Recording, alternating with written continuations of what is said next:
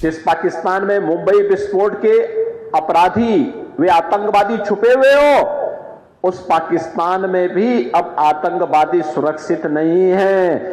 इसके अंदर आतंकवादी गिरोह कोई आतंकी वारदात करने का दुस्साहस भी नहीं कर सकता।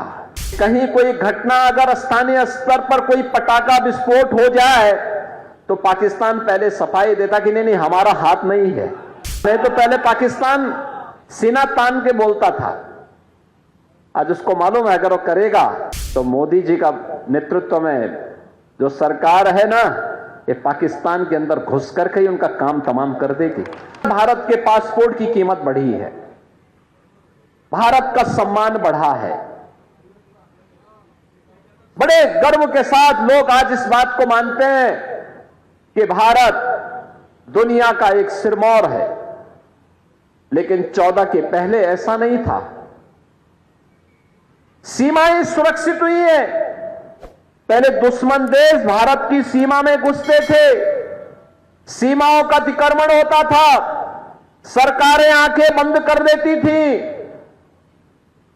अब कोई सीमा का अतिक्रमण नहीं करता है। मैं तो 4 दिन पहले ब्रिटेन के एक प्रतिष्ठित समाचार पत्र द गार्डियन को पढ़ रहा था।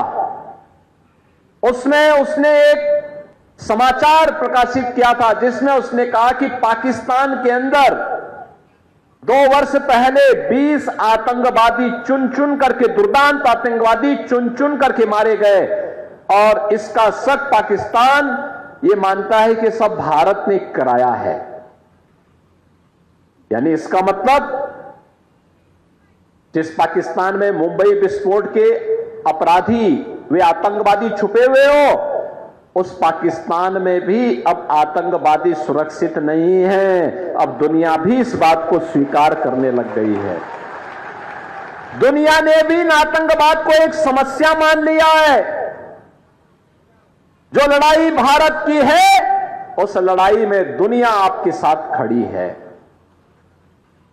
ये चीजें आज दिखती है कि किस ओर भारत ने जैसे जो किया, दुश्मन भी अब भारत की सीमाओं का अतिक्रमण भी नहीं कर सकता, और देश के अंदर आतंकवादी गिरोह कोई आतंकी वारदात करने का दुस्साहस भी नहीं कर सकता।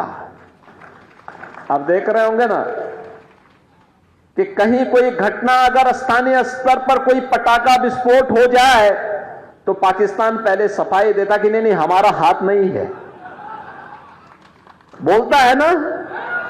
और नहीं तो पहले पाकिस्तान सीना तान के बोलता था। आज उसको मालूम है अगर वो करेगा तो मोदी जी का नेतृत्व में जो सरकार है ना, ये पाकिस्तान के अंदर घुस करके ही उनका काम तमाम कर देगी।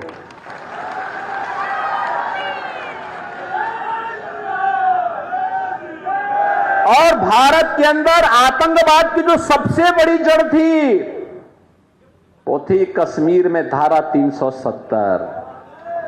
हम एक ही नारा लगाते थे ना, एक देश में 2 प्रधान, 2 विधान और 2 निशान नहीं चलेंगे, नहीं चलेंगे। जहां हुए बलिदान मुखर्जी वह कश्मीर हमारा है, यही तो नारा लगता था। और बहनों और भाइयों, जो काम 1952 से लेकर के 2014 तक नहीं हो पाया, वह काम मोदी जी ने एक झटके में 370 समाप्त करके आतंकवाद की ताबूत में अंतिम कील ठोकने का काम भी किया।